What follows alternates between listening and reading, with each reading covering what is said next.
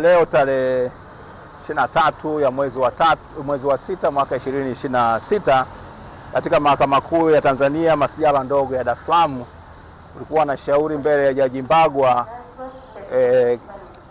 kesi ya Saidi Isa Mohamed na Ahmed Rashid dhidi ya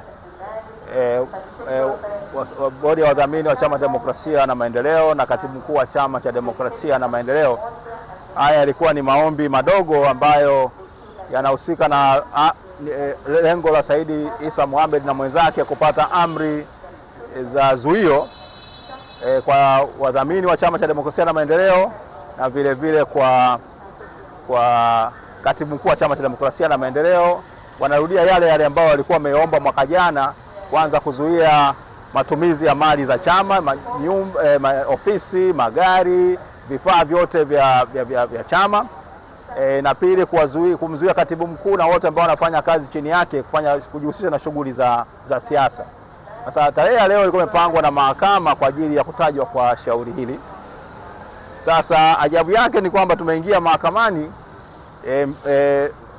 mawakili wa upande wa waleta maombi walikuwepo na sisi tulikuwepo upande wa wajibu maombi, lakini wenzetu wakataka kuchomekea kwamba ati hatujaleta kiapo pinzani, na ambacho kwa hiyo kwa maana hiyo kwamba basi wasikilizwe na wapewe amri za zuio zote mbili, kuzuia matumizi ya mali na vile vile kuzuia katibu mkuu na wote ambao wako chini yake kujihusisha na shughuli za kisiasa. Hii kidogo ilituchefua sisi mawakili wa upande wa wajibu maombi, na kwa kweli tulibidi tumweleze jaji kwamba leo ilikuwa ni siku ya kutajwa wala sio siku ya kusikilizwa.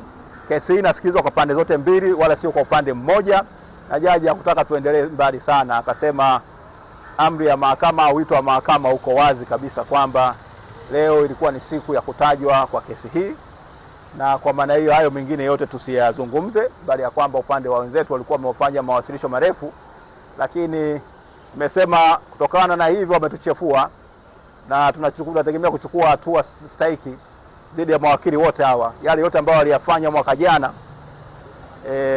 kusababisha Chadema kufungiwa kwa siku 309, nadhani inabidi walipie dhambi hizi, wapeleka kwenye kamati ya mawakili.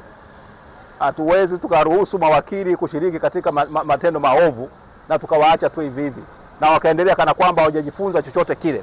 Tuliwapa nafasi ya kuweza kujifunza, lekea hawajajifunza.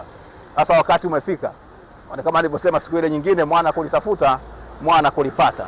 Sasa hatuwezi tukaruhusu watu kufikiria kwamba unaweza ukaenda ukachezea tu haki za Watanzania, mamilioni ya Watanzania ambao ni wafuasi na wanachama wa Chama cha Demokrasia na Maendeleo, ambacho ni chama kikuu cha siasa katika nchi hii. Hakuna chama kingine chochote kile katika nchi hii ambacho ni kikuu kama Chama cha Demokrasia na Maendeleo. Alafu wewe unafikiri kwamba tunaweza kuja mahakamani ukapata tu amri hizo kienyeji na ukazipata na ukazitumia vibaya kwa kukiuka haki za katiba za wananchi wa nchi.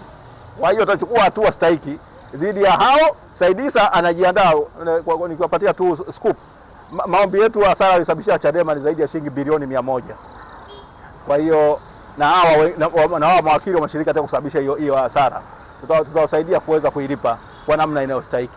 Sasa kesi, jaji baada ya hapo vile vile amesema kwamba kesi hii itakuja, ametupatia nafasi sisi upande wa wajibu maombi siku za kuweza nafasi ya kuweza kuwasilisha kiapo chetu pinzani ambacho tutafanya tarehe 2 ya mwezi wa 7 mwaka 2026, na kesi hii itasikilizwa kama hali ni shwari kabisa tarehe 6 mchana siku ya tarehe 6 mwezi wa 7 mwaka 2026.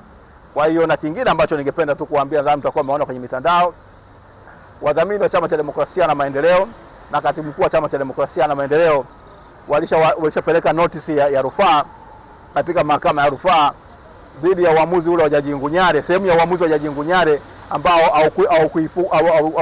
au kuifukuza kwa moja ile kesi ya Saidi Isa Mohamed na mwenzake huyu Ahmed Rashid.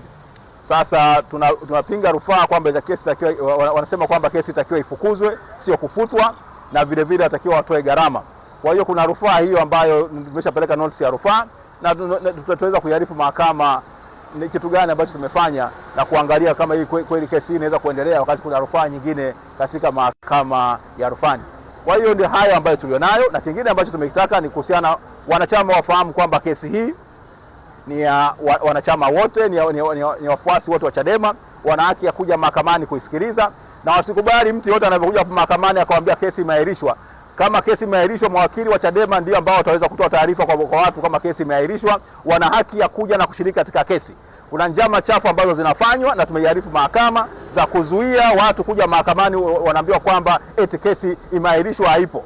Wanachama cha Demokrasia na Maendeleo, kama kesi imekuwa imeahirishwa, mtaambiwa na mwakili wa Chama cha Demokrasia na Maendeleo na si mtu mwingine yeyote yule. Asanteni sana.